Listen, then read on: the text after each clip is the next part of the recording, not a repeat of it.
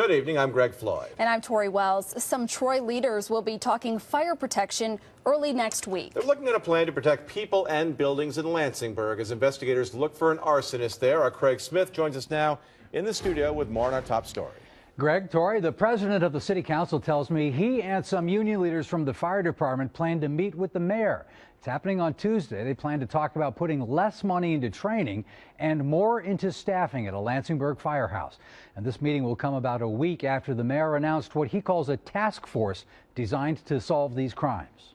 It's bringing everybody to the table and making that the #1 focus. That's a spokesman for the mayor explaining the difference between city agencies working on a problem and a task force tackling the same challenge. He says the expertise of public safety researchers at the John F. Fen Institute will assist police, fire, and code enforcers.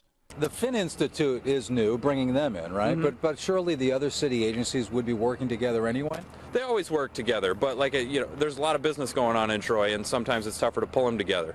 This allows for that to happen, and, every day. Last July, there were 6 arsons in one night. The most recent, last Sunday morning on 2nd Avenue in yet another vacant building, right next to David Gleason's place. There's actually 5 vacant homes in a row here that are anybody could just get into. There's been squatters in this one right here.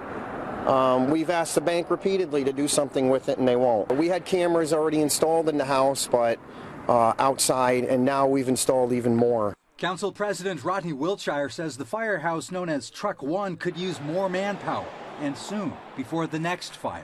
There's some, 2 different areas of training that are being undertaken right now, which could be put off for a future date, and they could be put off at a cost savings to the city of Troy.